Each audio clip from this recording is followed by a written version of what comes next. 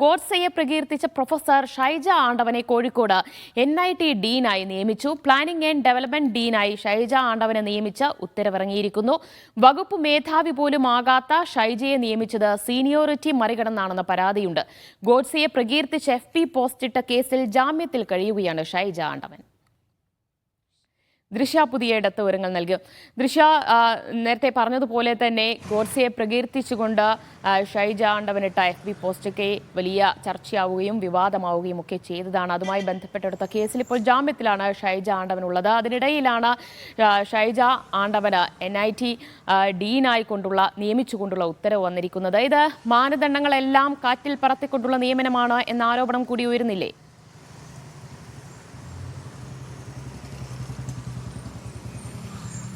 തീർച്ചയായും ദിവ്യ, വകുപ്പ് മേധാവി പോലും ആകാത്ത NITയിലെ വകുപ്പ് മേധാവി പോലും ആകാത്ത ഈ വ്യക്തിയെ ഇങ്ങനെ ഒരു സ്ഥാനത്തേക്ക് ഇരുത്തിയത് സീനിയോറിറ്റി പോലും മറികടന്നാണെന്നുള്ള ആക്ഷേപം ഉയരുന്നുണ്ട്. ഇവർ മുന്നേ ഗോഡ്സെ, ഇന്ത്യ രക്ഷിച്ച ഗോഡ്സെ അഭിമാനം എന്നുള്ള രീതിയിലായിരുന്നു പോസ്റ്റ് ഇട്ടിരുന്നത്. അതിന് ഈ NITയുമായി ബന്ധപ്പെട്ട അധികൃതരെല്ലാം ആ സമയത്ത് ഉയർന്ന വലിയ പ്രതിഷേധങ്ങളിൽ പോലും ഇവരെ സംരക്ഷിച്ച് നിർത്തിയിരുന്ന ഒരു നിലപാടായിരുന്നു സ്വീകരിച്ചത്. വലിയ പ്രതിഷേധമാണ് ഇതിനെ തുടർന്നുണ്ടായത്. വിദ്യാർത്ഥികളുടെ ഭാഗത്തുനിന്നും അല്ലെങ്കിൽ പുറത്തുള്ള രാഷ്ട്രീയ സംഘടനകളുടെ ഭാഗത്തുനിന്നും വലിയ പ്രതിഷേധമുണ്ടായി. പക്ഷേ ആ സമയത്തെല്ലാം ഇവരെ, ഈ ഷൈജ ആണ്ടവനെ സംരക്ഷിച്ച് നിർത്തുന്ന ഒരു നിലപാടായിരുന്നു NIT ആ സമയത്തും സ്വീകരിച്ചിരുന്നത്.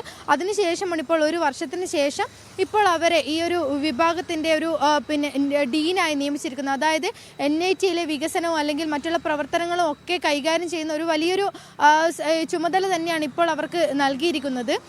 അത് ഈ ഒരു സീനിയോറിറ്റി പോലും മറികടന്നാണ് ഇങ്ങനെ ഒരു തീരുമാനം ഉണ്ടായിരിക്കുന്നത് എന്നാണ് ഉയരുന്ന ആക്ഷേപം.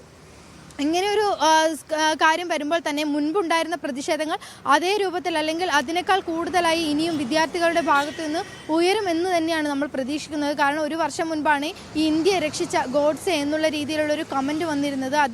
അത് സംബന്ധിച്ച് NITയിലെ വിദ്യാർത്ഥികളും മറ്റ് രാഷ്ട്രീയ സംഘടനകളുമല്ല ഇവർക്കെതിരെ വലിയ പ്രതിഷേധം നടത്തിയിരുന്നു. അതിനുശേഷമാണ്, വലിയ പ്രതിഷേധങ്ങൾക്ക് ശേഷമാണ് അറസ്റ്റ് പോലും ഉണ്ടായിരുന്നത്. അതിനുശേഷം കോടതി ഇവരെ ജാമ്യത്തിൽ വിട്ടതോടെയാണ് ഇവർ വീണ്ടും കോളേജിൽ തുടർന്നത്.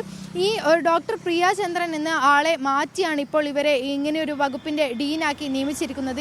NITയിലെ വികസനവും മറ്റ് പ്രവർത്തനങ്ങളും ഒക്കെ കൈകാര്യം ചെയ്യുന്ന ഒരു വലിയ ചുമതല തന്നെ കൊടുക്കുമ്പോൾ ഒരു സീനിയോറിറ്റി പോലും നോക്കാതെ അല്ലെങ്കിൽ ഒരു വകുപ്പ് മേധാവി പോലും ആകാത്ത ഈ ഒരു ഷൈജ ആണ്ടവനെ ഇങ്ങനൊരു ചുമതല ഏൽപ്പിക്കുന്നതിൻ്റെ കാരണം എന്താണ്, അല്ലെങ്കിൽ അതിൻ്റെ പിന്നിൽ എന്തൊക്കെ കളികളാണ് നടന്നിരിക്കുന്നത് എന്നുള്ള ചോദ്യങ്ങളൊക്കെ ഉയരുന്നുണ്ട്. അതുകൊണ്ട് തന്നെ ഒരു വലിയ രീതിയിലുള്ള പ്രതിഷേധം തന്നെ NITയിൽ ഉണ്ടാകുമെന്ന് തന്നെയാണ് നമ്മൾ പ്രതീക്ഷിക്കുന്നത്. ദിവ്യ.